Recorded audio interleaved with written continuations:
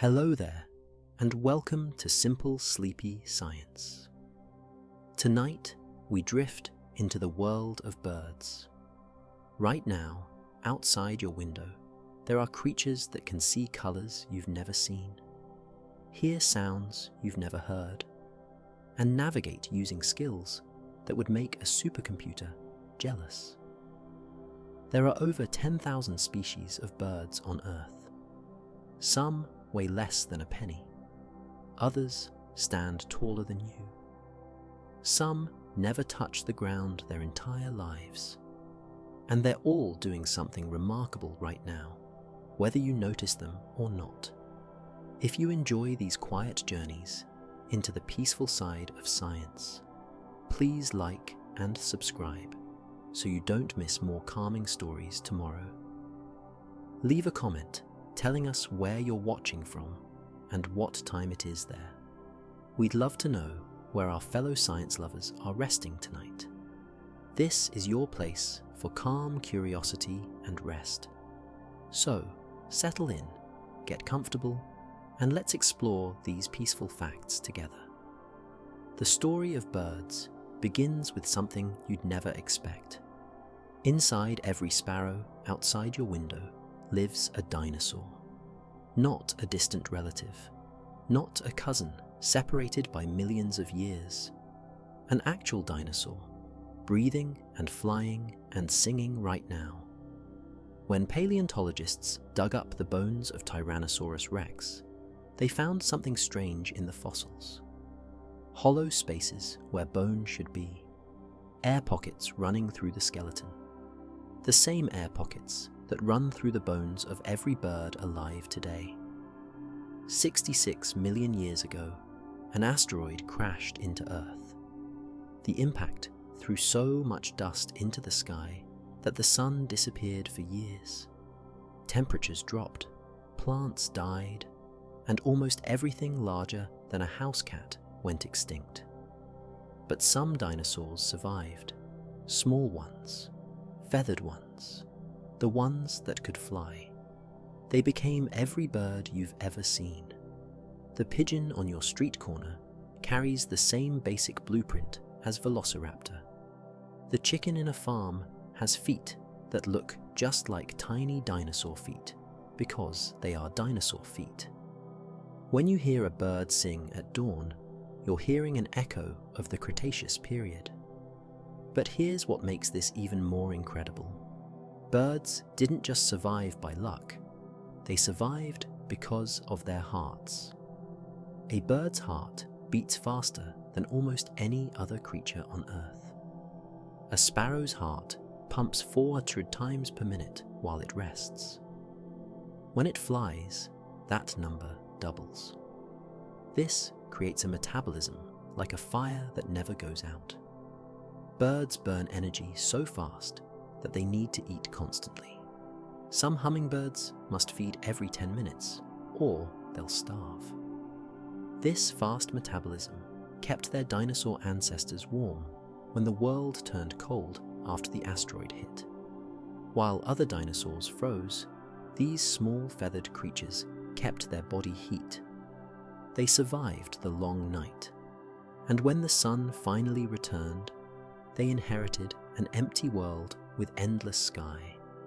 So when you see a bird tomorrow, you're not just looking at an animal. You're looking at a survivor, a creature whose ancestors witnessed the end of an entire world and lived to tell the story. Their hearts beat with the same ancient rhythm that kept their dinosaur relatives alive through the worst catastrophe Earth has ever known. That steady heartbeat connects them to a past so distant we can barely imagine it. Yet, it continues right now, in every tree, on every wire, in every patch of sky, where birds gather and rest and sing their old songs. Those ancient songs they sing have a schedule. Every morning, about an hour before sunrise, something remarkable happens. Birds begin to sing in a specific order, creating what scientists call the dawn chorus. It's not random, it's not chaos. It's a carefully timed performance that has been happening for millions of years. The first singers are always the birds with the largest eyes. Robins and blackbirds start while the sky is still dark. Their big eyes catch the faintest light, so they wake up first. Then come the sparrows and finches as the darkness softens to grey. Last are the birds that need full daylight, the ones with smaller eyes that can't see well in dim conditions. Each species has its slot in the morning concert. But why sing at dawn at all? The answer has to do with physics and survival. Sound travels differently depending on temperature and humidity. At dawn, the air is cool and still. There's no wind yet. The temperature is stable from the ground up to the treetops. These conditions create perfect acoustics. A bird's song can travel twice as far at dawn as it can at noon. This matters because birds are singing for two reasons. First, they're announcing their territory. The song says, "This tree is mine, this bush is mine, this patch of ground is mine. Stay away." Second, they're advertising to potential mates. The song says, "I'm strong enough to survive the night.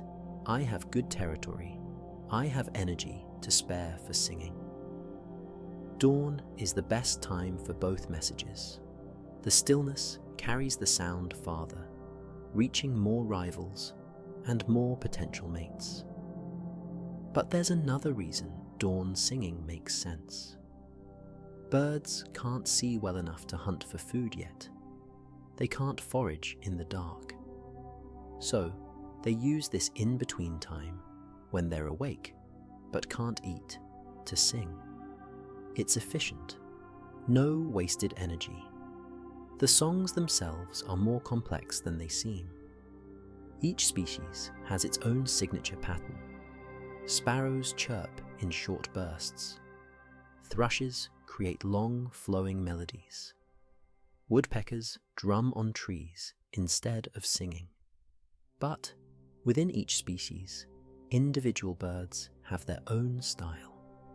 A robin in your yard doesn't sing exactly like a robin 3 streets over. They have dialects, like human accents.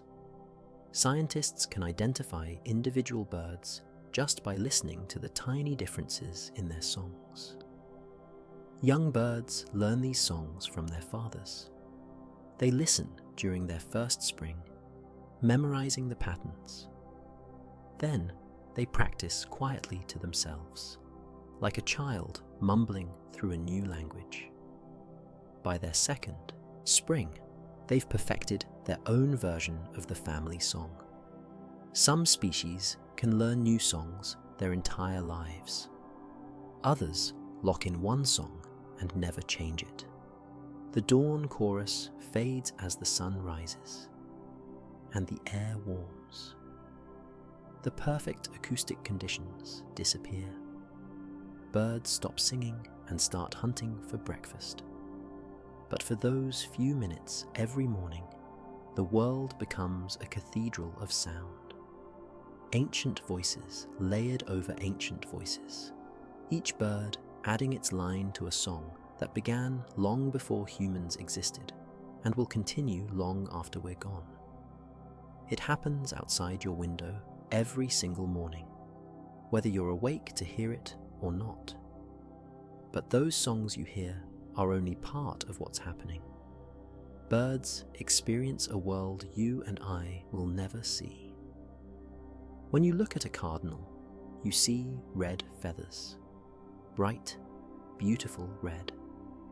When another cardinal looks at the same bird, it sees red plus an entire spectrum of ultraviolet light that's completely invisible to you. It's like comparing black and white television to a screen with colors that don't even have names. Human eyes have 3 types of color receptors. We see red, green, and blue, and our brains mix these to create every color we know. Birds have 4 types of receptors: red, green, blue, and ultraviolet. That 4th receptor opens up a completely different dimension of color. Flowers that look plain white to us might have ultraviolet patterns pointing toward nectar, like airport landing strips. Berries that all look identical to us show different ripeness levels in ultraviolet light. This changes everything about how birds see each other. Many species that look identical to human eyes look completely different to bird eyes. The male and female blue tit look the same to us, both yellow and blue. But in ultraviolet light, males have a bright crown on their heads that females lack. The birds can instantly tell each other apart. We just see 2 identical birds. Even more remarkable, bird feathers reflect ultraviolet light in patterns we can't detect. A peacock's tail isn't just showing off the colors we see, it's also displaying complex ultraviolet patterns that shift and shimmer as the bird moves. Female peahens are choosing mates based partly on colors we cannot imagine. The most beautiful display in nature is happening in a spectrum we're completely blind to. This ultraviolet vision helps birds in practical ways too. Raptors, like hawks and kestrels, hunt small rodents in fields. These rodents mark their trails with urine. Under normal light, these trails are invisible, but rodent urine reflects ultraviolet light strongly. To a hawk flying overhead, the field is crisscrossed with glowing highways showing exactly where the rodents travel. The hawks follow these UV trails straight to their prey. Birds can also see the sun's position, even on cloudy days, by detecting polarized ultraviolet light. This works like a built-in compass that never fails. While you see grey clouds blocking the sun, birds see patterns in the UV spectrum that point directly to where the sun is hiding. They navigate using light you don't know exists. The strangest part is that humans used to have this ability. Deep in our evolutionary past, our ancestors could see ultraviolet light too. But as primates evolved to live in trees and eat fruit, we lost that 4th receptor. We traded UV vision for better color discrimination between red and green, which helps spot ripe fruit. It was a useful trade for our ancestors, but it locked us out of an entire world of color.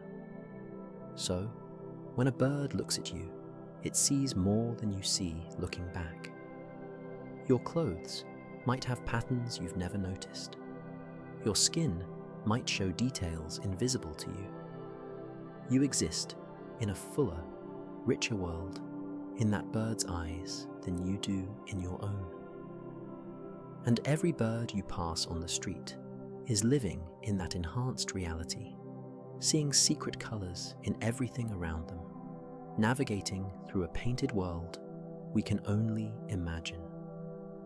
Seeing invisible colors is just one of their superpowers. Birds also sense something else you can't detect. They feel Earth's magnetic field. Right now, wrapping around the entire planet, invisible lines of magnetic force flow from the South Pole to the North Pole. You walk through these fields every day without noticing. Birds use them like a map. Scientists discovered this ability by accident. They were studying robins in a windowless room, trying to figure out how the birds knew which direction to migrate. Even without seeing the sun or stars, the robins kept pointing themselves north. The researchers brought in powerful magnets and shifted the magnetic field in the room. The robins immediately changed direction. they were following the magnets, not any visible landmark. The secret is in their eyes. Inside a bird's retina are special proteins called cryptochromes. When light hits these proteins, they react with Earth's magnetic field and create a chemical signal. This signal is stronger or weaker depending on which direction the bird is facing. The bird literally sees the magnetic field as a pattern overlaid on its normal vision. Imagine looking at the world with a faint, glowing compass, rows always visible in your sight. That's what birds experience, but it gets more precise. Earth's magnetic field doesn't just point north and south. It also angles down into the ground at different strengths, depending on your latitude. Near the equator, the field runs almost parallel to the ground. Near the poles, it points almost straight down. Birds can sense this angle. They know not just which direction is north, but also how far north or south they are. It's a GPS system that works anywhere on the planet, with no satellites required. Some birds have another magnetic sensor. Tiny crystals of magnetite sit in their beaks, connected to nerve endings. Magnetite is basically rust that responds to magnetic fields. These crystals work like a backup compass, giving the bird a second way to sense direction. Scientists think birds use both systems together, the visual one in their eyes and the physical one in their beaks, to navigate with incredible accuracy. This matters most during migration. A bar-tailed godwit flies from Alaska to New Zealand, over 7,000 miles of open ocean with no landmarks. An Arctic tern travels from the Arctic to Antarctica and back every year, a round trip of 44,000 miles. These birds are born knowing which direction to fly. The knowledge is written into their genes, a map inherited from their parents, who inherited it from their parents, going back thousands of generations. Young birds making their first migration fly alone. Their parents leave weeks earlier. Nobody guides them. Yet, the young birds find their way to the exact same wintering grounds their species has used for millennia. Places they've never seen, following routes they've never flown. They're reading Earth's magnetic field like a language they were born understanding. You're surrounded by this invisible force right now. It's always there, steady and reliable, pointing north like it has for billions of years. But you can't feel it. You pass through it like a ghost. Birds live inside it, see it, use it every single day.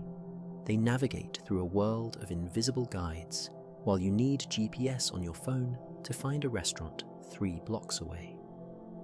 Navigation and color vision are impressive, but they wouldn't matter if birds couldn't fly. And flight depends entirely on feathers. Pick up a feather sometime. It feels light, almost weightless. But look closer and you'll see it's one of the most complex structures in nature. A single feather has a central shaft running down the middle. Branch out from that shaft are hundreds of barbs, like teeth on a comb. And branching from each barb are hundreds of smaller barbules.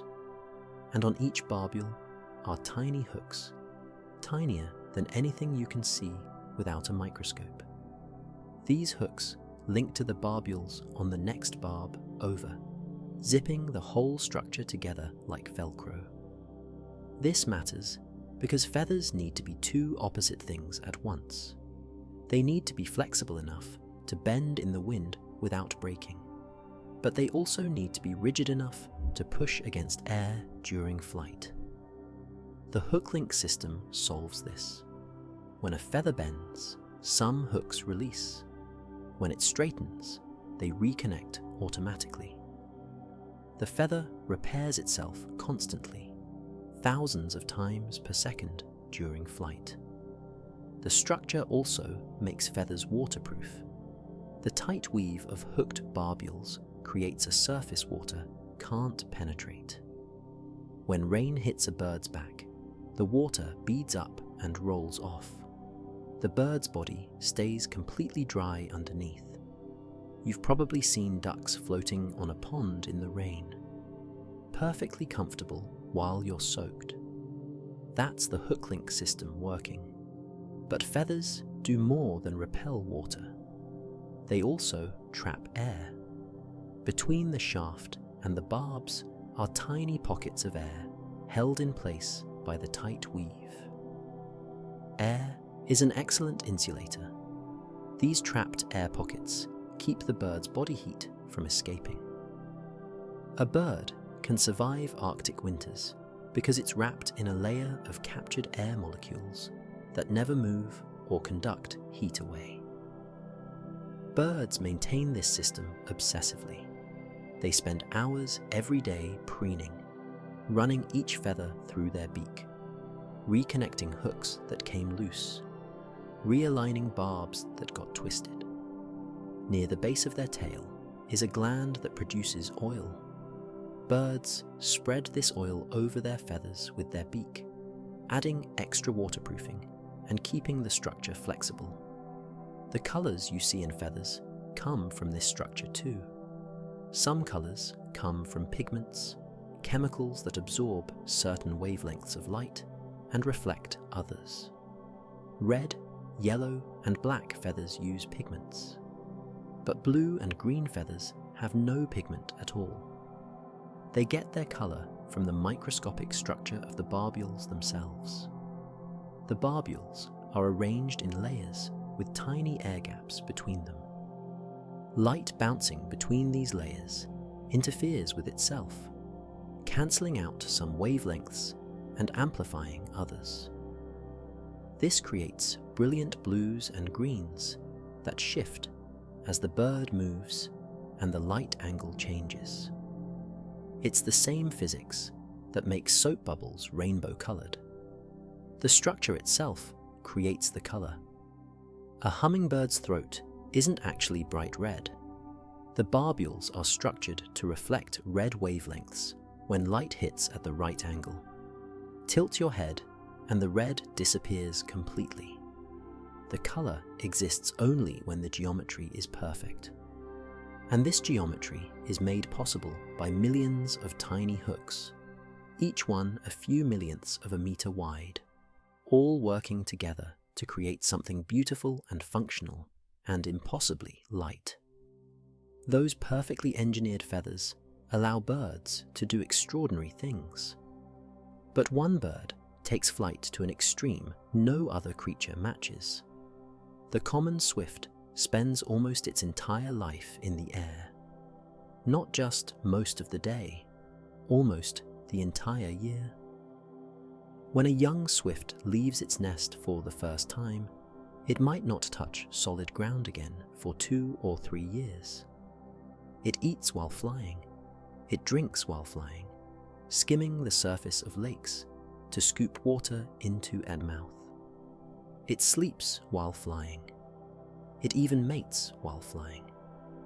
The only time a swift lands is to nest and raise babies.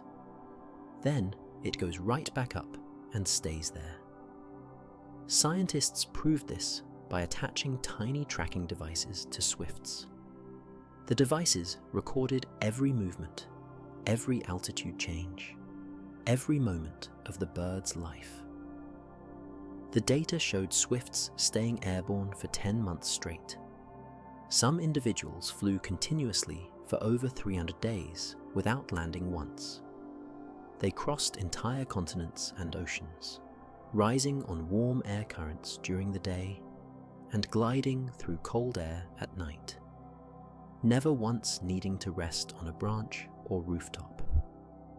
The secret is their body design.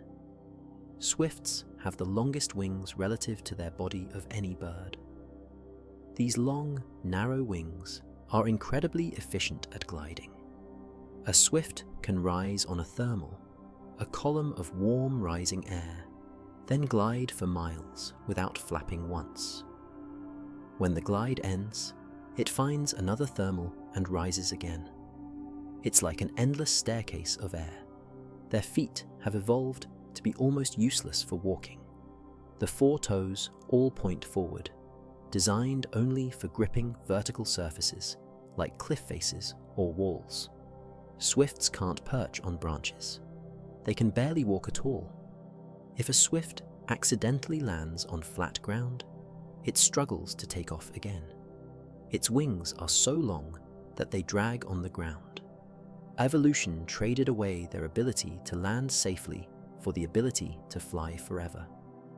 Sleep happens in short bursts at high altitude. The swift climbs to several thousand feet as the sun sets, then glides slowly downward through the night, taking 10-second naps between glides. One half of its brain sleeps, while the other half keeps it flying. It descends through the darkness, sleeping and gliding, until dawn arrives and it's back at lower altitude, ready to hunt for insects in the morning light. They catch everything on the wing. Swifts eat flying insects, thousands of them per day. Their mouth is huge relative to their head, opening wide like a net. They fly through swarms of gnats and mosquitoes with their mouth open, scooping up bugs by the hundreds. They also catch insects floating on spiderwebs that drift through the air. Everything they need comes to them while they fly.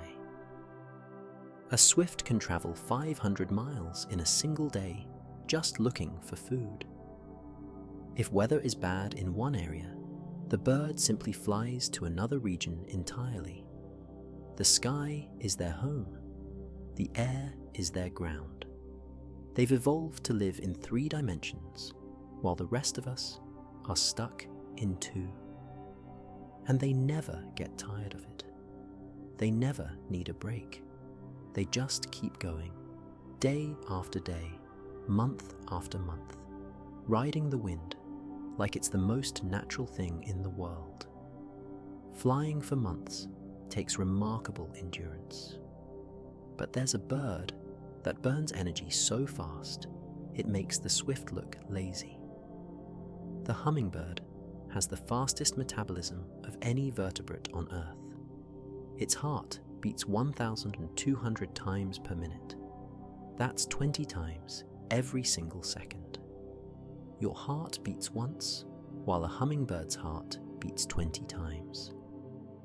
This speed comes from necessity. Hummingbirds hover in place by beating their wings up to 80 times per second. Most birds only generate lift on the downstroke. Hummingbirds generate lift on both the downstroke and the upstroke by rotating their wings in a figure-8 pattern. It's like swimming through air. This requires enormous amounts of energy. To fuel this engine, hummingbirds must eat constantly. They consume half their body weight in sugar every day. A hummingbird weighs about as much as a penny. Imagine eating half your weight in pure sugar every 24 hours. You'd need to eat roughly 75 pounds of sugar. The hummingbird needs the same relative amount just to stay alive.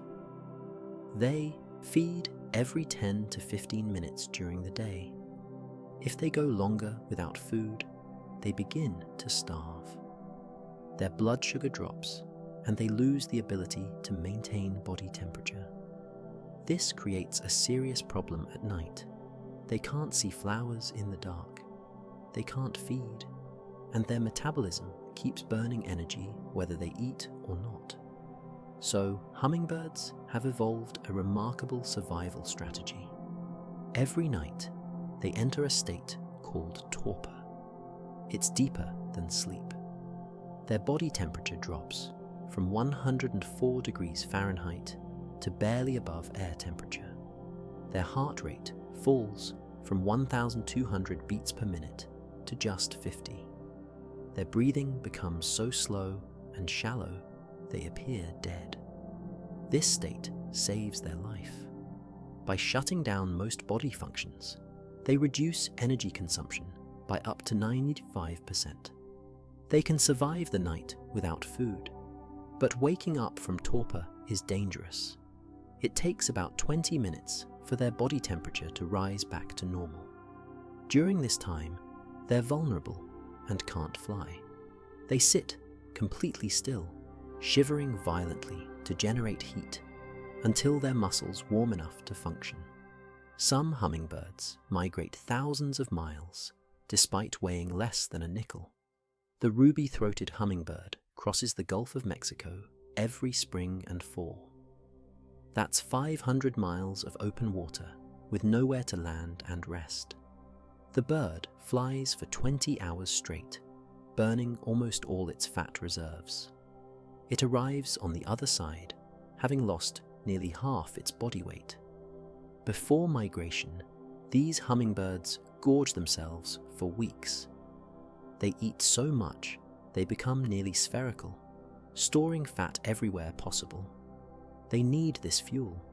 The flight across the Gulf consumes about 2.5 grams of fat. The bird only weighs 3 grams to begin with. It's the equivalent of you running several marathons back to back without stopping for food or water. Yet, they do this twice a year, every year, following routes their ancestors have flown for millennia. Their hearts beat billions of times throughout their lives, never resting, never slowing except during those nightly periods of torpor. They live fast and burn bright, cramming more heartbeats into 5 years than you'll have in 80. And somehow, despite the impossible energy demands, despite the constant edge of starvation, they make it work. That kind of survival takes more than just energy. It takes planning. And some birds are better at planning than you might think. The chickadee, that small grey bird you see at feeders, has a memory that puts most humans to shame. It can remember thousands of different locations at once. Every fall, chickadees prepare for winter by hiding food. They take seeds from feeders or trees and stash them in hiding spots. Under bark, in cracks in fences, behind leaves, in tree holes. Anywhere a seed will fit and stay dry. A single chickadee might hide 5,000 seeds in a single month. And here's the remarkable part. It remembers where every single one is hidden. Scientists tested this by tracking chickadees with radio transmitters and marking the hiding spots. The birds returned to their caches with incredible accuracy. They didn't search randomly. They flew directly to the exact tree, the exact branch, the exact crack where they'd hidden a seed weeks earlier. Even when snow covered everything and the landscape looked completely different, they knew. The secret is in their brain. The hippocampus, the part of the brain responsible for spatial memory, grows larger in chickadees during fall. Brain cells multiply. New neural connections form. The bird's brain literally gets bigger to hold all the location data it needs to survive winter. Then, in spring, after the food caches are used up, the hippocampus shrinks back to normal size. The extra brain cells die off. They're no longer needed. This happens every single year. Grow the brain, store thousands of memories. Shrink the brain, reset for next year. It's like upgrading your computer's hard drive every fall and then wiping it clean every spring. Chickadees also remember dangerous situations. If a hawk attacks near a specific tree, chickadees will avoid that tree for weeks. They remember the location of the danger and change their behavior. They'll take longer routes to avoid the risky area. This memory keeps them alive. But they don't just remember places. They remember individual humans too. Studies show chickadees can recognize specific people's faces. If you feed chickadees regularly, they learn to associate your face with food. They'll approach you more readily than strangers. If someone traps a chickadee for research and releases it, that bird will avoid that person for years afterward. It remembers the negative experience and connects it to that specific human face. Other birds have similar abilities. Crows remember people who threaten them and teach other crows to avoid those people. Pigeons can recognize hundreds of different images and remember them for years. Parrots remember words and phrases decades after learning them. But the chickadee's seasonal memory expansion is unique. Most animals are stuck with the brain they're born with. It might grow as they age, but it doesn't cycle up and down with the seasons. Chickadees redesign their own brains every year to match what they need to survive. When winter demands they remember thousands of locations, they grow more memory capacity. When winter ends and those memories become useless, they delete the extra storage. Your brain can't do that. You're stuck with the same neural hardware your whole life. But outside your window, a bird the size of your thumb is rewriting its own brain architecture, preparing for winter by manufacturing new memories of hiding places you'd never notice, storing information in a mind that rebuilds itself every season. Memory isn't much use if you don't survive the night. And birds face a problem every time they sleep. Predators don't rest just because you do. So, birds evolved a solution that sounds impossible. They sleep with half their brain at a time. This is called unihemispheric slow-wave sleep. One hemisphere of the brain shuts down and sleeps deeply. The other hemisphere stays awake and alert.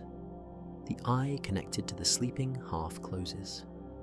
The eye connected to the awake half stays open, watching for danger. After a while, the sides switch. The rested hemisphere takes over guard duty, while the tired one finally gets to sleep. Ducks do this in groups. When ducks line up to rest, the ones on the ends keep their outside eye open. The ducks in the middle, protected on both sides by other birds, close both eyes and sleep with both brain halves. It's efficient. The vulnerable ducks on the edges take turns keeping watch, while the safe ducks in the center get full rest. They rotate positions so everyone gets a chance to sleep deeply. Scientists prove this by filming ducks and monitoring their brain activity. They watched the end ducks keeping one eye open, always the eye facing away from the group. When researchers moved to the other side of the duck line, the birds switched which eye stayed open. The eye watching the researchers never closed. The brain hemisphere controlling that eye never slept. This ability shows up in other ways too. Migrating birds sleep while flying. They use the same half-brain sleep that ducks use while floating. One hemisphere rests, the other keeps them flying straight and level. They can cross entire oceans this way, taking millions of tiny naps with half their brain while the other half pilots. Some birds barely sleep at all during certain seasons. Male songbirds during mating season might sleep only a few hours per night total. They spend most of the night singing to attract females and defend territory. The lost sleep doesn't seem to hurt them. They stay alert and active throughout the breeding season, then catch up on rest afterward. The ability to function on so little sleep amazes researchers. Humans forced to stay awake for days become confused, clumsy, and sick. Birds can do it for weeks with no obvious problems. Part of this comes from the half-brain sleep, allowing them to rest even while staying alert. Part of it might come from the way bird brains process sleep differently than mammal brains. Even when both halves of a bird's brain sleep at the same time, they don't sleep as deeply as mammals do. They can wake up instantly if danger appears. There's no groggy transition period. One moment they're asleep, the next they're flying away at full speed. This quick wake ability keeps them alive. So when you see a bird sitting quietly on a branch, you might be looking at an animal that's only half asleep, one eye closed, one open, half its brain dreaming, half watching the world. It's resting and guarding itself at the same time, never fully vulnerable, never fully unaware. The bird exists in a state between sleep and waking that you can't experience, alert enough to react, but rested enough to survive, splitting its consciousness in a way that seems impossible, but works perfectly. That split consciousness serves them especially well during the night. Because while you sleep, billions of birds are flying overhead. Most bird migration happens in darkness. The sky above you right now might be filled with travelers you never see. Spring and fall bring massive movements. Songbirds, shorebirds, waterfowl, all heading north or south, depending on the season. They leave after sunset and fly through the night, landing at dawn to rest and feed. If you could see in the dark, you'd watch rivers of birds flowing across the sky, streams of wings beating in rhythm, filling the air from horizon to horizon. They fly at night for practical reasons. Daytime belongs to hawks and falcons, predators that hunt by sight. At night, these threats disappear. The darkness offers safety. It also offers cooler air. Birds generate enormous heat when flying. Night air helps them stay cool, and night air is usually calmer. Less turbulence, smoother flight. They can travel farther using less energy. But flying blind creates problems. Birds need to navigate without seeing landmarks. This is where their magnetic sense becomes crucial. They follow Earth's magnetic field lines, staying on course even through complete darkness. They also navigate by stars. On clear nights, birds use constellations like ancient sailors.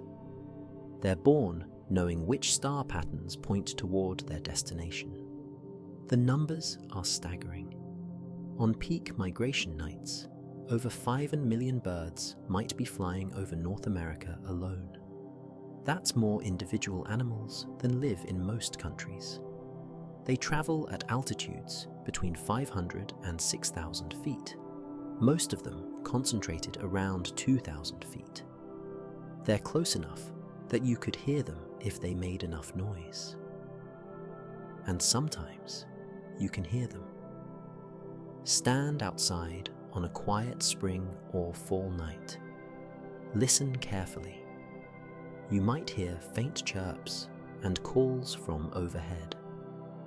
Migrating birds vocalize to stay in contact with each other, maintaining their flock in the darkness. These contact calls echo down from thousands of feet up, tiny voices in the vast night sky. Weather radars pick up these migration streams. Meteorologists tracking storms noticed mysterious patterns on their screens. Huge clouds of objects moving across the radar.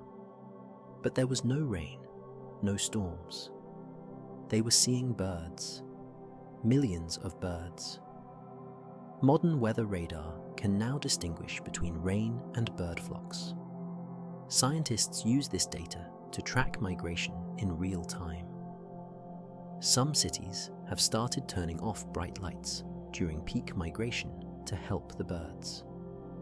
Artificial light confuses them.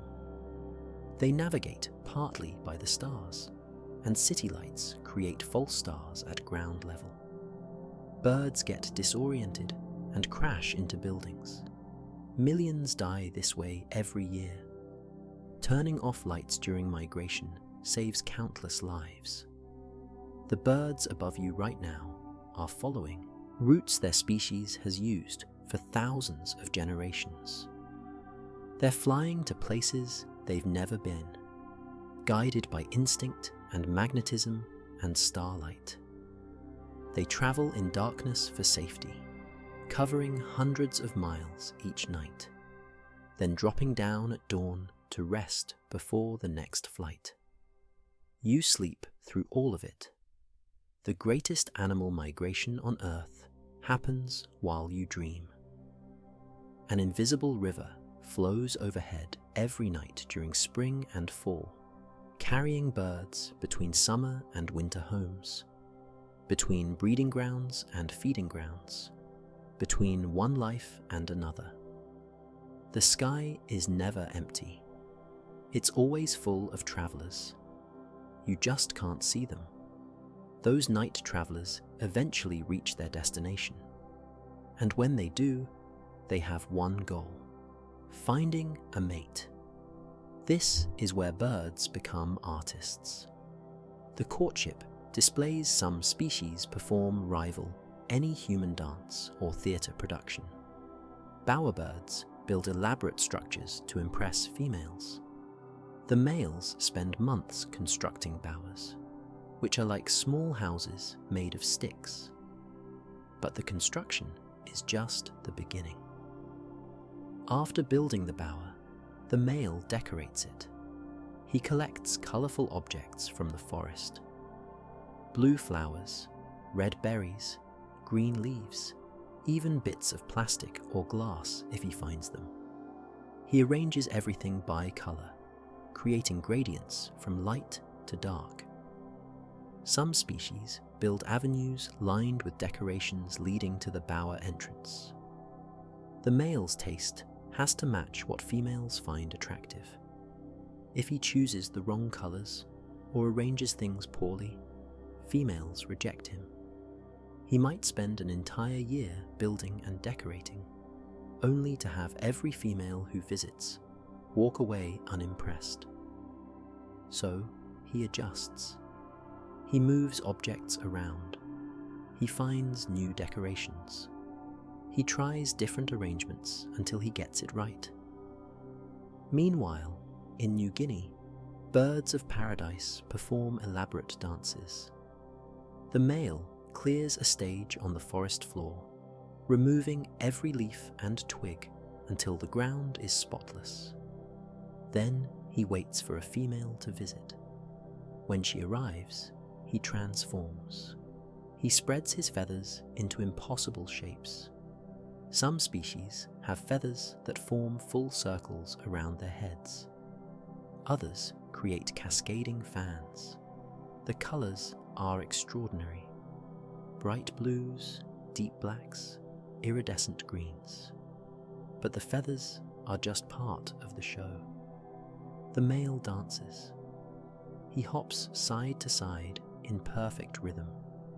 He bobs his head. He makes clicking sounds with his beak. Each species has its own dance, passed down through generations. Young males spend years watching their fathers and practicing in private before they're good enough to perform for females. cranes perform together in pairs. They face each other and leap into the air, wings spread, calling loudly. They bow, they run in circles, they toss sticks and grass into the air. These dances strengthen the pair bond. Cranes mate for life, so the dancing continues even after they've paired up. It's not just about attracting a mate, it's about maintaining the relationship. Albatrosses have the most complex courtship dance of any bird. New pairs spend hours going through a series of precise movements. They point their beaks skyward. They tap their beaks together. They spread their wings and call. They bow and sway. The sequence can involve over 20 different movements performed in exact order. As the pair bonds, they develop their own unique version of the dance. No two albatross pairs dance exactly the same way. These displays take enormous energy. Building bowers, practicing dances, maintaining stages, all while also finding food and avoiding predators. But the effort is worth it. Females choose mates based on display quality. A male who can build a beautiful bower or perform a perfect dance proves he's healthy, smart, and has good genes worth passing on.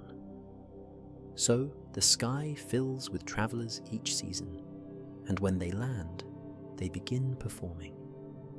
The forest becomes a stage, the birds become dancers, and the ancient ritual of courtship continues.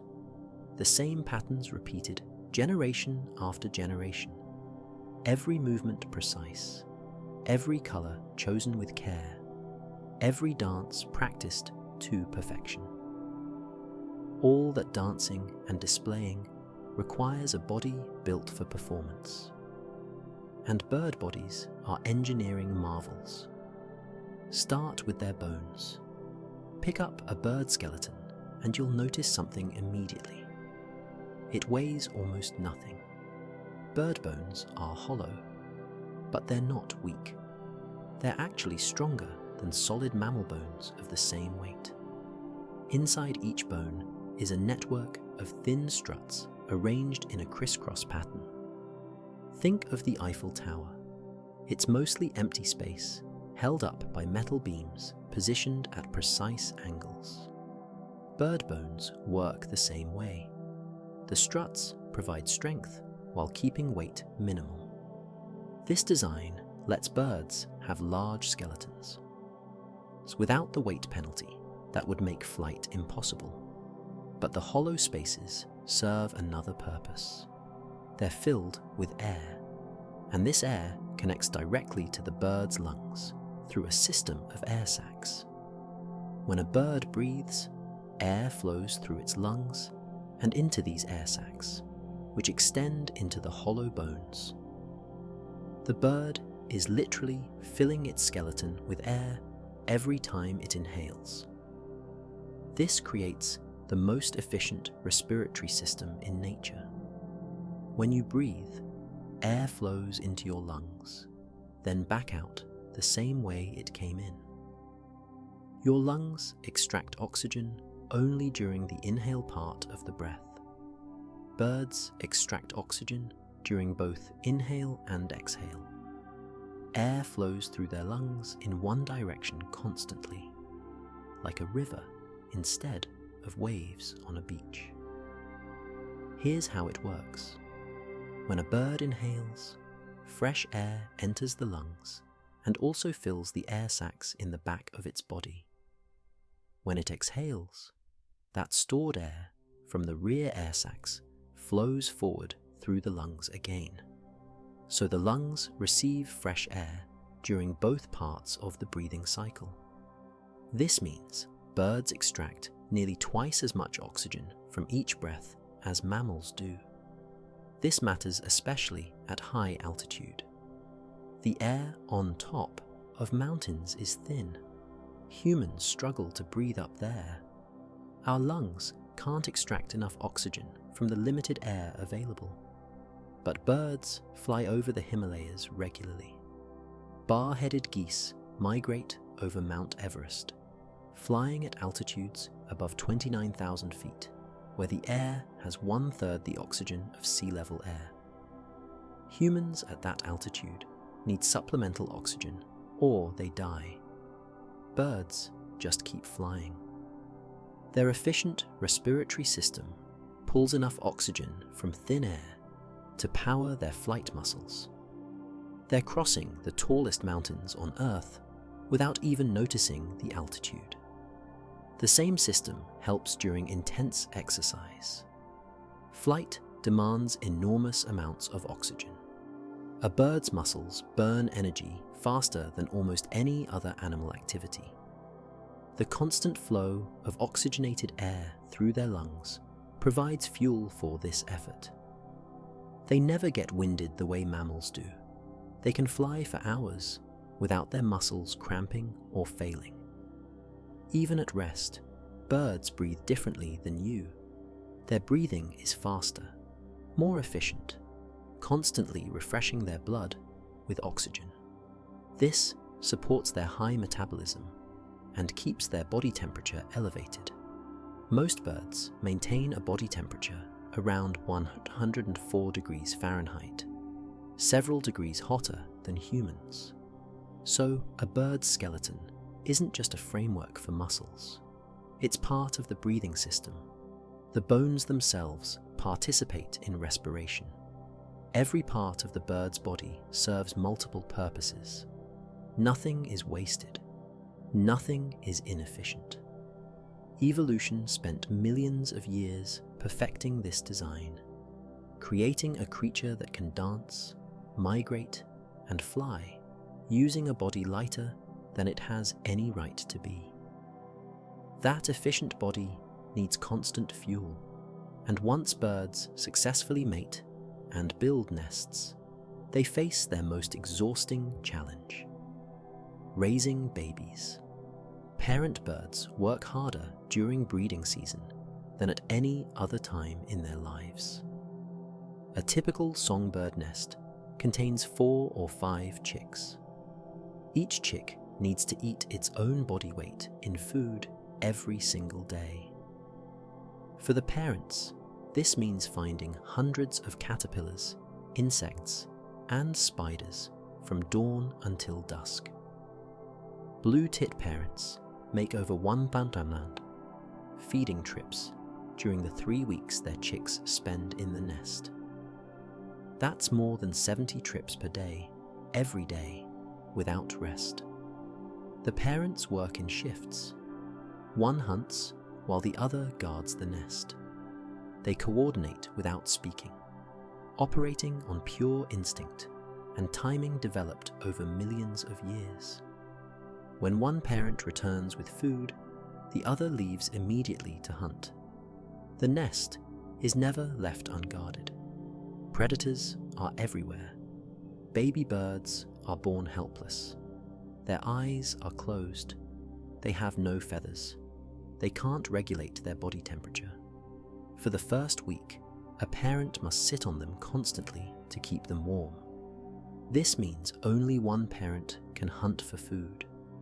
The working parent has to catch enough insects to feed the chicks, and the parent sitting on the nest. The workload is crushing. As the chicks grow, they eat more. Their mouths seem bottomless. When a parent arrives with food, all the chicks open their beaks and beg. The parent feeds whoever begs loudest. This creates competition. Stronger chicks get more food and grow faster. Weaker chicks fall behind. If food is scarce, the smallest chicks starve. It seems cruel, but it ensures at least some chicks survive, even in bad years. The parent birds lose weight during this time. They burn more calories hunting than they can replace by eating. They run on a caloric deficit for weeks. By the time the chicks leave the nest, the parents are exhausted and thin. They need time to recover before attempting another brood. Some species raise multiple broods per season. As soon as one set of chicks leaves the nest, the parents start over. New eggs, new hatchlings, another 3 weeks of constant feeding. Cardinals sometimes raise 4 broods in a single summer. That's nearly 4 months of working every daylight hour. The parents don't teach the chicks to hunt. The knowledge is instinctive. When chicks leave the nest, they already know how to find food. They're clumsy at first, but they improve quickly. Within days, they're catching insects on their own. The parents might continue feeding them for another week or 2. But soon, the young birds are independent. Then the parents can finally rest. They spend the late summer recovering. They eat constantly, rebuilding fat reserves depleted during breeding season. They molt, replacing worn feathers with fresh ones. They need this recovery time. Migration is coming, or winter. Either way, they'll need strength for what's ahead. The drive to raise young is overwhelming. Parent birds sacrifice their own health to ensure the next generation survives. They work themselves to exhaustion, feeding babies who will leave and never return. No gratitude, no lasting bond, just the biological imperative to pass on genes. And every spring, they do it again. The cycle continues. The dedication never wavers. The work never ends until the chicks fly away. Those chicks grow up to be remarkably intelligent. For years, scientists assumed birds were simple creatures running on instinct. Then, researchers started actually testing them. What they found changed everything we thought we knew about bird brains. Crows use tools, not just any tools, but tools they design for specific problems. In the wild, New Caledonian crows cut twigs into hooks to fish grubs out of tree bark. They choose the right twig thickness. They strip off leaves. They bend the hook at exactly the right angle. If the hook doesn't work, they modify it. This is problem solving that requires planning and abstract thinking. In laboratory tests, crows do even more impressive things. Researchers gave a crow a straight wire and put food in a narrow tube the bird couldn't reach. The crow bent the wire into a hook and pulled the food out. It had never seen a wire before. It invented the solution on the spot. Ravens plan for the future. Scientists gave ravens a tool they could use the next day to get food. The ravens kept the tool overnight instead of eating it or ignoring it. They remembered it. They saved it. They knew they'd need it later. This kind of future planning was thought to be uniquely human. Ravens do it naturally. Parrots solve puzzles that stump young children. African grey parrots understand concepts like same and different, bigger and smaller. They can count objects up to 6. They use words appropriately, not just mimicking sounds. When a parrot says, "Want apple," it actually wants an apple.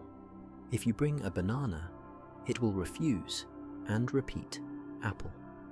The bird knows what the word means. One famous grey parrot named Alex learned over 100 words and could identify 50 different objects. He understood 0 as a concept, something human children don't grasp until age 3 or 4. When researchers showed him a tray of coloured blocks and asked how many blue blocks, he'd count them accurately. When there were no blue blocks, he said, "None." He invented that answer himself. Nobody taught him the word none. Pigeons recognize human faces better than facial recognition software. They can distinguish between hundreds of different faces, even when the people are wearing different clothes or have different hairstyles. They remember faces for years. In one study, pigeons identified threatening people in a crowd of strangers months after a single negative encounter. Crows hold grudges and teach their offspring who to hate. If a researcher traps a crow while wearing a mask, that crow will scold and dive bomb anyone wearing that same mask for years afterward. The crow also teaches its young to fear the mask. Baby crows who never met the researcher will attack the masked person because their parents taught them to. This intelligence serves practical purposes. Smart birds find more food. They solve problems their competitors can't. They remember where predators hunt and which humans are dangerous. They adapt to changing environments faster than birds running purely on instinct. The old phrase, bird brain, was meant as an insult.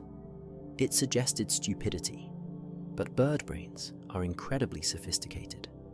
They're structured differently than mammal brains, but achieve similar results with less tissue. Birds are proof that you don't need a large brain to be intelligent. You just need the right kind of brain. That intelligence helps birds accomplish journeys that seem impossible. Some birds travel distances that dwarf anything humans manage without technology. The Arctic tern holds the record. Every year, it flies from the Arctic to Antarctica and back. That's a round trip of roughly 44,000 miles. Think about that distance. It's nearly twice around the entire Earth.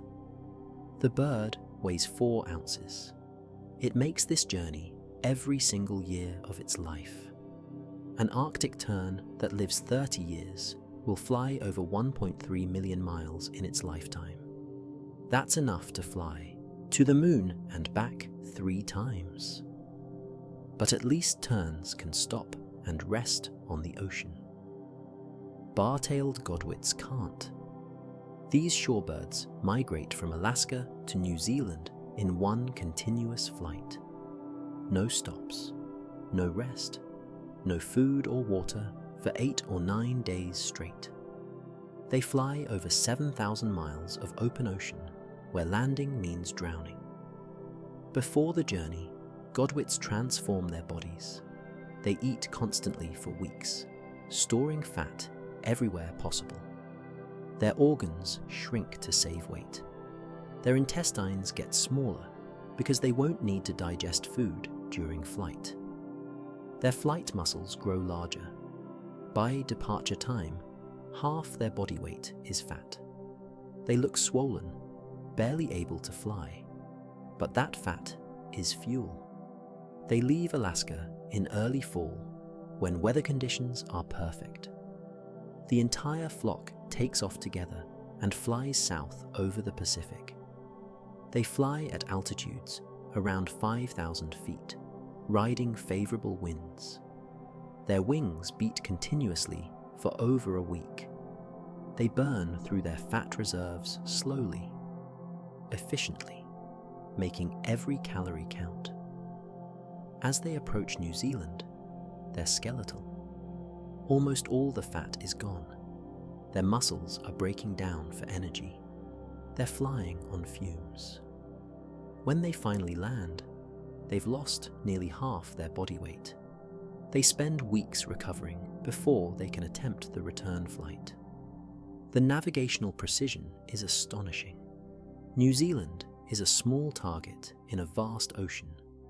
If the birds drift off course by even a few degrees, they'll miss the islands entirely and die at sea. Yet, they hit the target every time, arriving within miles of their exact destination. They do this using magnetic fields, stars, and instinct. No GPS, no maps, just ancient knowledge built into their genes. Wandering albatrosses cover even greater total distances. though they spread it over longer time periods. These birds can fly for years without touching land. They ride wind currents around Antarctica, covering 75,000 miles in a single year. Their wings span 11 feet, the longest of any bird.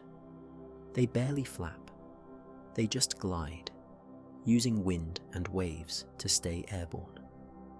Young albatrosses leave their nest and fly out to sea.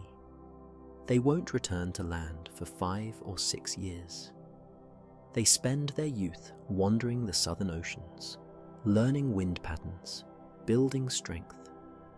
When they finally come back to breed, they navigate to the exact island where they hatched. Some return to within meters of their birth nest. These journeys represent the extreme end of what birds can do. Most birds don't travel nearly as far, but even common sparrows might migrate 2,000 miles each year. Even backyard birds are travelers.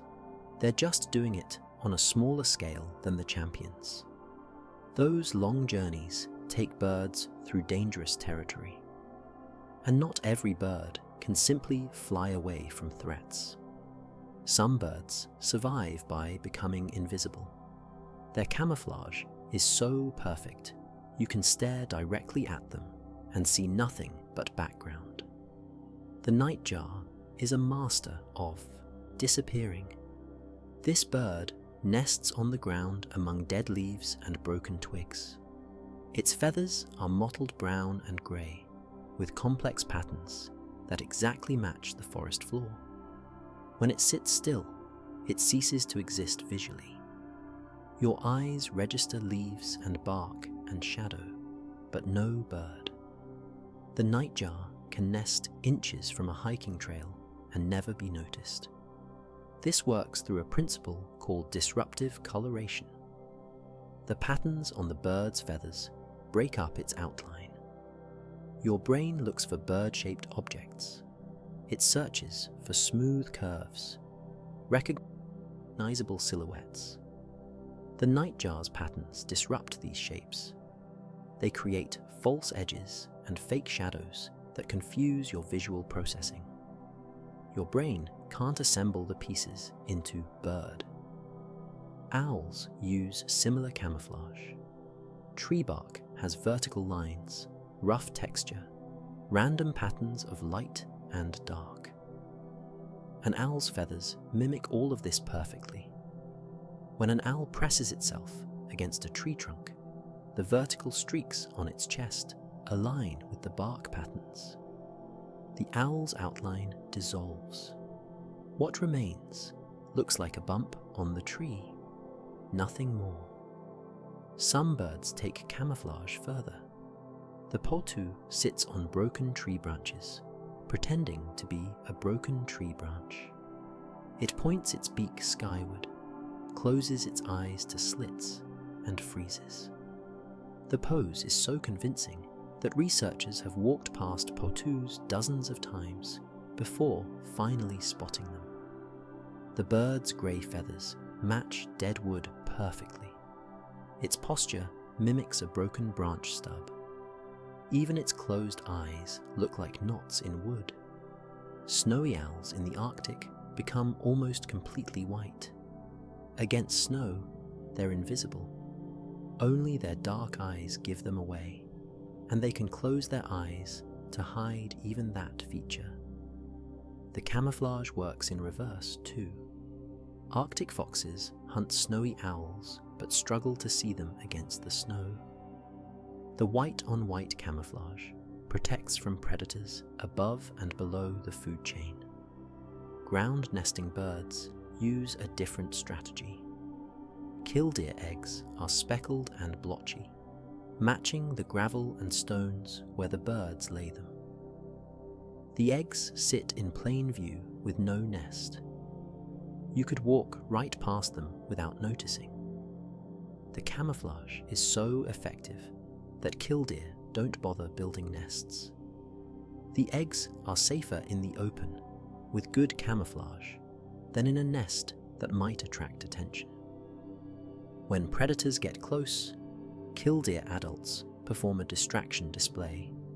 The parent bird pretends to have a broken wing, flopping around dramatically, moving away from the nest. Predators follow the apparently injured bird, an easy meal. The parent leads the predator far from the eggs, then suddenly recovers and flies away. The threat never finds the nest. These survival strategies work because birds understand their environment perfectly. They know what predators look for. They know what backgrounds they'll rest against. Evolution has spent millions of years matching feather patterns to habitats, adjusting colors and shapes until the disguise becomes flawless. The result is birds that can hide in plain sight, sitting motionless while danger walks past, trusting their patterns to keep them safe. Staying hidden works for some birds. Others survive by making noise. Bird songs fill forests and fields. But the way birds create these sounds is completely different from how you speak. You have vocal cords. Birds don't. They have something better.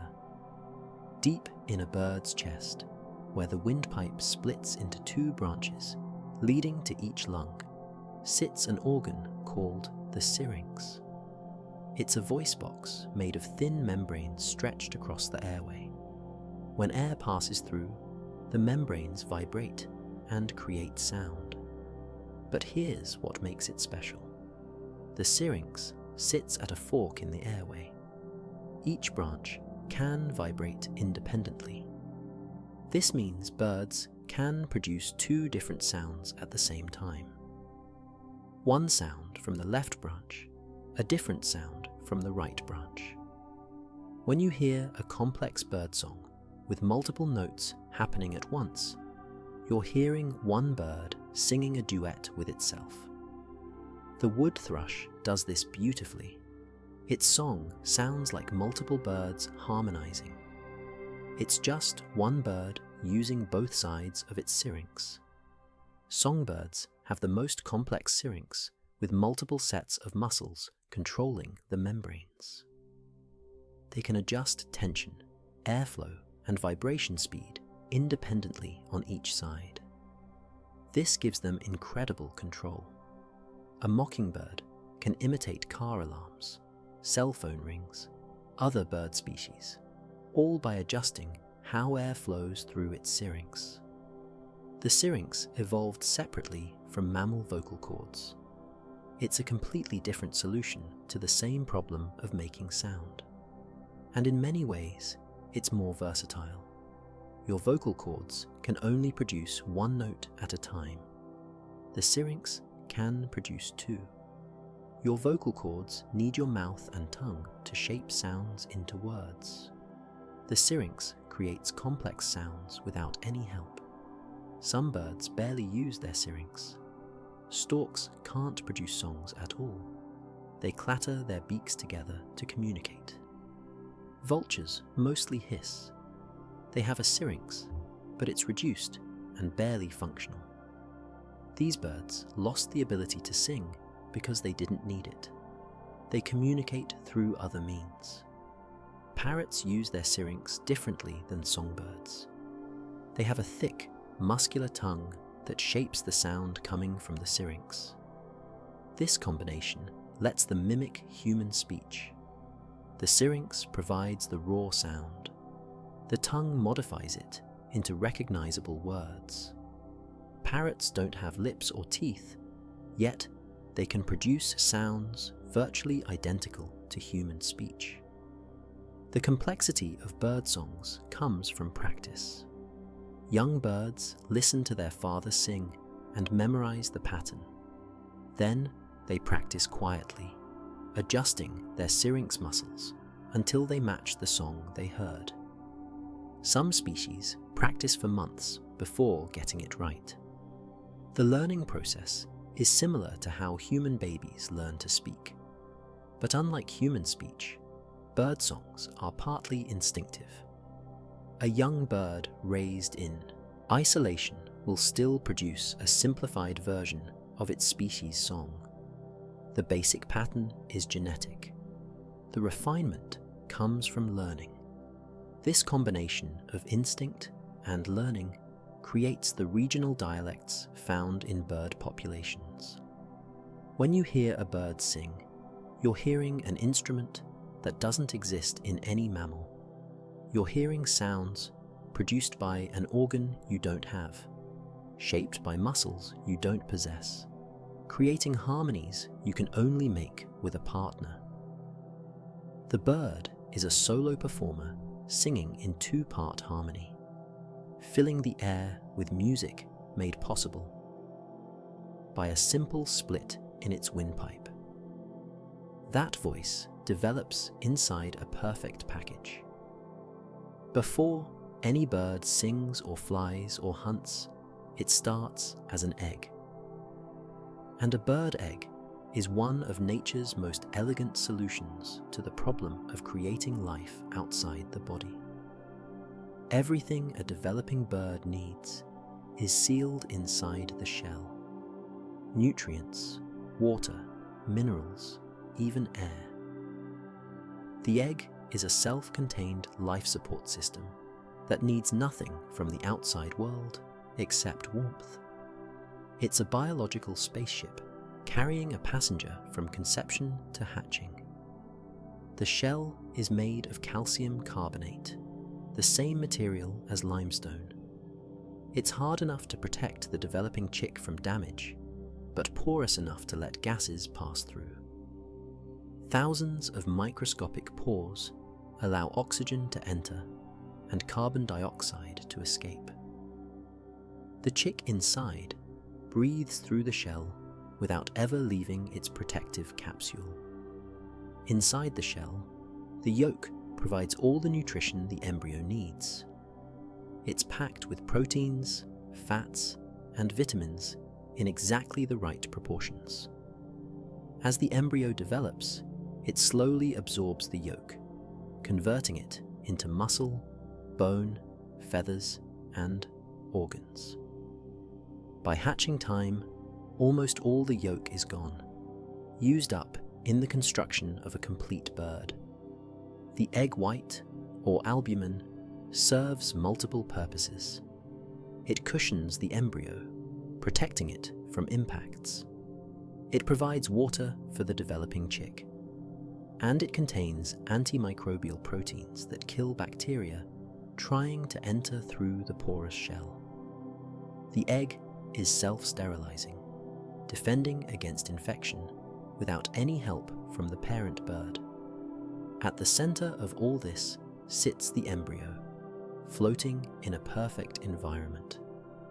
The egg naturally positions the embryo on top of the yolk, always keeping it in the optimal position regardless of how the egg is turned. Twisted strands of albumin called chalazae anchor the yolk and keep it centered. Spin the egg and the yolk stays in place. The embryo safe. Temperature is critical. Most bird eggs need to stay between 99 and 102 degrees Fahrenheit. Too cold and development stops. Too hot and the embryo dies. Parent birds sit on eggs constantly, transferring body heat through bare patches of skin on their bellies. They turn the eggs regularly, ensuring even heating on all sides. Inside the egg, the embryo develops in stages. First, a heart forms and begins beating. Then, the brain and nervous system. Then organs, bones, muscles. Last come the feathers, growing in precise patterns that will define the bird's species. The entire process takes anywhere from 11 days for small songbirds to 80 days for large albatrosses. Near the end of development, the chick develops an egg tooth, a small sharp point on its beak. When the time comes, the chick uses this tooth to crack the shell from inside. It works its way around the egg, breaking a circle until the top pops off. The process can take hours or even days. Hatching is exhausting work. Once out, the egg tooth falls off. The chick no longer needs it. What remains is a perfectly formed bird, slightly damp and wobbly, but complete. Every system works. Every organ functions. The egg delivered on its promise. From a single fertilized cell, through weeks of quiet development inside a calcium shell, a living bird emerged. The package contained everything necessary. Nothing was missing. Nothing was wasted. That chick emerges into a life that might last far longer than you'd expect. Small animals usually die young. Mice live 2 years. Shrews live 1. But small birds break this rule completely. A tiny chickadee weighing half an ounce can live over a decade. Something about birds lets them defy the normal relationship between size and lifespan. Part of the answer is their metabolism. Yes, bird hearts beat fast and they burn energy quickly. But their cells handle this stress better than mammal cells. Birds produce fewer free radicals, the molecules that damage cells and cause aging. Their cells repair DNA damage more efficiently. They age slower despite living faster. Parrots take this to extremes. Cockatoos regularly live 60 or 70 years in captivity. Some have reached 80. These birds outlive their owners. People adopt a parrot at age 30, and that same parrot is still alive when they're 90. The bird watches generations of humans come and go. Nobody fully understands why parrots live so long. They have large brains relative to their body size, which might help. They're social and intelligent, which might keep their minds active and healthy. They have low metabolic rates for birds, which might reduce cellular damage. But even accounting for all this, their lifespan seems impossibly long for their size. Albatrosses live even longer in the wild. The oldest known wild bird is a Laysan albatross named Wisdom. She was banded in 1956 and is still alive today, over 70 years old. She's still breeding successfully, laying eggs and raising chicks at an age when most birds would be long dead. She's probably hatched over 30 chicks in her lifetime. What makes this more remarkable is that albatrosses face constant danger. They fly through storms. They travel thousands of miles over open ocean. They can be attacked by sharks when they land on the water. Yet Wisdom has survived all of this for 7 decades. She's probably flown over 3 million miles in her life. Even small seabirds live surprisingly long. Arctic terns, those champion migrators, can live 30 years or more. They spend most of this time in flight, experiencing more daylight than almost any creature on Earth. They chase summer from pole to pole, living in nearly constant daylight for months at a time. Compare this to mammals. A mouse-sized mammal lives 2 years maximum. A bird the same size lives 5 to 10 years. A human-sized mammal, us, lives maybe 80 years with modern medicine. A human-sized bird, like an ostrich, can live 40 or 50 years, and they don't have doctors or hospitals. Scientists study bird aging, hoping to understand how they do it. If we could replicate their cellular protection mechanisms, human aging might slow down. Bird cells have something we lack, some protection against the damage that accumulates as we age. We just haven't figured out exactly what it is yet.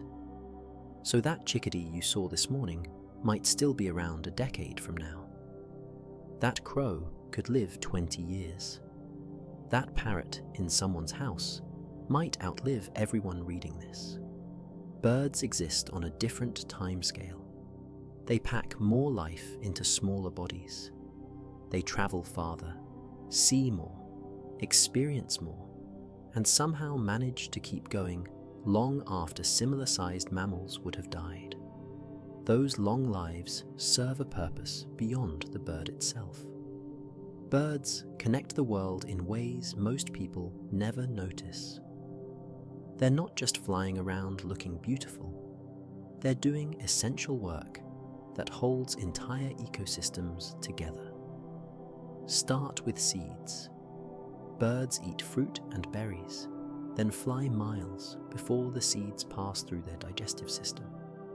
They're planting forests without knowing it. A single bird can spread hundreds of seeds across vast distances in its lifetime.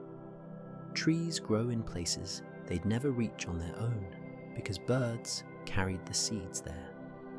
Some plants depend entirely on birds for reproduction. Certain flowers evolved specifically to attract hummingbirds. The shape of the flower matches the shape of the hummingbird's beak perfectly. The color red, which bees can't see well, stands out clearly to birds. When the hummingbird feeds on nectar, pollen sticks to its head and gets transferred to the next flower. Without hummingbirds, these plants would go extinct. Birds control insect populations. A single barn swallow can eat 850 insects per day. Multiply that by millions of swallows, and you see how much impact they have. Without birds, insect populations would explode. Crops would be devastated. Forests would be stripped bare. Birds are pest control on a planetary scale. Seabirds transfer nutrients from ocean to land. They feed in the water, then return to coastal cliffs to nest. Their droppings, called guano, are incredibly rich in nitrogen and phosphorus. These nutrients fertilize plants that would otherwise struggle in poor coastal soil. Entire ecosystems near seabird colonies are more productive because of this nutrient transfer. Vultures clean up dead animals, preventing disease from spreading. A dead cow in a field could contaminate groundwater and sicken other animals. Vultures consume the carcass within days, eliminating the health hazard. Their stomach acid is strong enough to kill anthrax, botulism, and cholera. They eat things that would poison other scavengers and suffer no ill effects. Woodpeckers create homes for other animals. The holes they drill in trees become nesting sites for dozens of other species. Owls, squirrels, bats, and small mammals all use abandoned woodpecker holes. One woodpecker benefits an entire community of animals that can't drill holes themselves. This interconnection means removing birds from an ecosystem causes collapse. Islands where rats killed all the seabirds saw plant life decline dramatically. The nutrient flow from ocean to land stopped. Plants that depended on it died. Animals that ate those plants disappeared. The entire island became poorer and less diverse. Birds are indicators of environmental health. When bird populations drop, it signals larger problems. Pollution, habitat loss, climate change, all show up first in bird numbers. They're like canaries in a coal mine for the whole planet. So when you see birds outside your window tomorrow, remember what they're doing. They're pollinating plants, spreading seeds, controlling pests, transferring nutrients, cleaning up waste. They're working constantly, doing jobs that seem invisible, but matter enormously. And they do it all while navigating by magnetic fields, seeing colors you can't imagine, singing with an organ you don't possess, and carrying the genetic memory of dinosaurs who survived the end of the world. They're remarkable creatures doing remarkable things. And most of the time, we don't even notice them. But now you know. You know what's happening outside your window. You know the secret lives of birds, the quiet work they do, the ancient abilities they carry. And maybe tomorrow, when you see a bird, you'll see it differently. You'll see the whole story, the connection to the past, the work in the present, the journey continuing into the future. If you've enjoyed this peaceful exploration of the science behind birds, please like and subscribe for more calming stories tomorrow. Leave a comment about which bird fact surprised you most, or tell us about the birds you see where you live. We'd love to hear from you. Rest well tonight. Let these thoughts drift through your mind as you fall asleep. Birds are out there right now, doing what they've done for millions of years. And tomorrow, they'll do it all again. The world keeps turning, the birds keep flying, and you can rest knowing everything is exactly as it should be.